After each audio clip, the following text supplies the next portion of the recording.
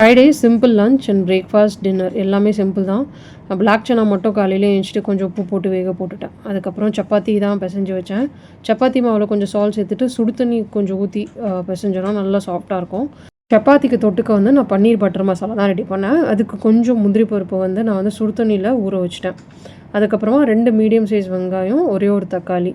So இதெல்லாம் அரைஞ்சிட்டு mixie ஜாரில் மாற்றிட்டு நான் வந்து ஒரு ஸ்பூன் இஞ்சி பூண்டு பேஸ்ட் அரைச்சி வச்சதை சேர்த்துட்டு எல்லாத்தையும் அரைச்சி எடுத்துக்கிட்டேன். ஸோ இது ரொம்ப சிம்பிள், ஆனால் ரொம்ப டேஸ்ட்டாக இருக்கும். ஸோ கடாயில் இப்போ பட்டர் சேர்த்துட்டு சீரகம் சேர்த்துட்டு அரைச்சி வச்ச பேஸ்ட் இது வந்து நல்லா குக் ஆகணும். ஸோ நம்ம மூடி போட்டுட்டு இதை நல்லா குக் பண்ண விட்டுறணும். நல்லா குக் ஆகிட்டோன்னே இதில் வந்து இப்போ மசாலாவுக்கு கொஞ்சம் மஞ்சத்தூள் ஆட் பண்ணியிருக்கேன், வீட்டில் அரைச்ச குழம்புத்தூள்.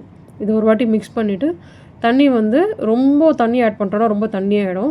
ஸோ நான் வந்து ஒரு 1/2 டம்ளர் டு 3/4 டம்ளர் தண்ணி ஆட் பண்ணிவிட்டு உப்பு போட்டுட்டு மூடி போட்டு கொதிக்க வச்சுட்டேன்.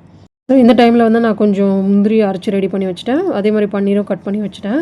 இந்த கிரேவி ரெடி ஆகிட்டோன்னே ஃபைனலே கொஞ்சம் வீட்டில் அரைச்ச ஸ்பைசஸ், கரம் மசாலா, அதுக்கப்புறம் சீரகத்தூள், கட் பண்ணி வச்சுருக்க பன்னீர், அதுக்கப்புறம் பட்டரில் வந்து நான் வந்து கொஞ்சம் கேப்சிகம் வறுத்து வச்சுருந்தேன், அதையும் சேர்த்துட்டு இந்த அரைச்சி வச்ச முந்திரி பேஸ்ட் எல்லாத்தையும் சேர்த்துட்டு ஃபைனலாக ஒரே ஒரு ஸ்பூனில் ஒரு 1/2 ஸ்பூன் நான் கஸ்தூரி மேத்தி, அதுக்கப்புறம் கொத்தமல்லி சேர்த்துட்டேன். செம்ம டேஸ்ட்டாக இருக்கும் இது சப்பாத்தியோடு சாப்பிட. ஸோ இதுதான் பிரேக்ஃபாஸ்ட்டுக்கு நான் ரெடி பண்ணிவிட்டு நெக்ஸ்ட்டு வந்து ரைஸ்க்கு வந்து நான் மஷ்ரூம் பிரியாணி மாதிரி பண்ணிடலான்ட்டு ஒரு பேனில் நான் கீ சேர்த்துட்டு வெங்காயம் சேர்த்து நல்லா வதக்கிட்டதுக்கப்புறம் இஞ்சி பூண்டு பேஸ்ட், ராஸ்மெல் போயிட்டோன்னே தக்காளி வதங்கினதுக்கப்புறம் புதினா, கொத்தமல்லி. ஸோ இதுக்கப்புறம் மஷ்ரூமும் ஆட் பண்ணியிருக்கேன். நான் வேக வச்ச அந்த பிளாக் சனா அது வந்து ஒரு 6 விசில்ஸ் வச்சேன். அது சேர்த்துட்டு கொஞ்சம் வந்து மஞ்சத்தூள், குழம்புத்தூள், அதுக்கப்புறமா கரம் மசாலா. இதை நான் கரம் மசாலா சேர்த்ததால தான் நான் ஸ்டார்டிங் ஸ்பைசஸ்லாம் எதுவும் ஆட் பண்ணல. இது ஒரு வாட்டி மிக்ஸ் பண்ணிவிட்டு நான் வந்து ரைஸ் சேர்த்துட்டேன். உங்களுக்கு மஷ்ரூம்லேருந்து தண்ணி வரும். ஸோ ஃபஸ்ட்டு நீங்கள் மூடி போட்டு குக் பண்ணிவிட்டு அதுக்கப்புறம் தண்ணி வெளியே வந்தோடனே ரைஸ் சேர்த்துட்டு நீங்கள் தண்ணி ஊற்றிட்டு குக் பண்ணலாம். நான் வந்து ரைஸ் ஆட் பண்ணிவிட்டு கொஞ்சம் தண்ணி ஊற்றி சால்ட் போட்டுட்டு மூடி போட்டு குக் பண்ணிட்டேன்.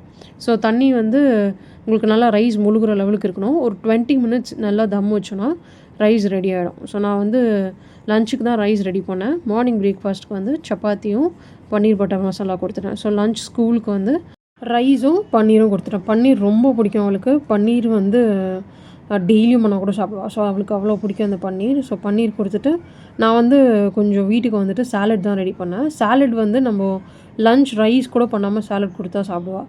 ஸோ அதனால் கொஞ்சம் வெள்ளரிக்காய், மாங்காய், கேரட் எல்லாம் கிரேட் பண்ணிவிட்டு கொஞ்சம் உப்பு, காஷ்மீரி சில்லி பவுடர் கொஞ்சம் அப்படி இல்லாட்டி நீங்கள் மிளகு கூட போட்டுக்கலாம்.